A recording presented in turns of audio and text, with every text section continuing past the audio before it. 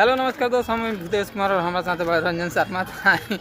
हम और रंजन शर्मा अच्छा रंजन भाई ये फंस गया। मान लो हम तू जाते हैं कहीं साला हमने के 10-20 लाख रुपया मिल जाओ रियाल कहीं दे गए तरीका है भीख मांगने का। क्या खोल जे मैं गरीब हूँ, तो हम लेम काहे तू ले मैं गरीब हूँ। माने जब दोनों आदमी माइन तो यार आधा आधा बटाई तू काहे माने लेबो हां तो हमें ले काहे तू ले मार काहे ना करे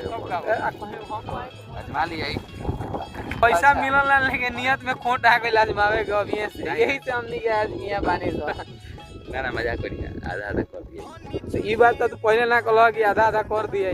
आई तबरेज भाई बाड़े क्या कुछ नहीं दिया भाई के तो मिलके हो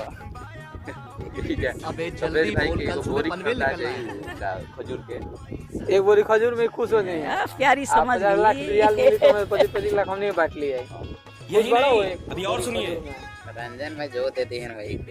जितना मिल जाए करता है तू देखो ये कितना बढ़िया आदमी बढ़ेगा जोने मिल जाए तोने में खुश बड़ा तू को तरह हमरा सब चाहिए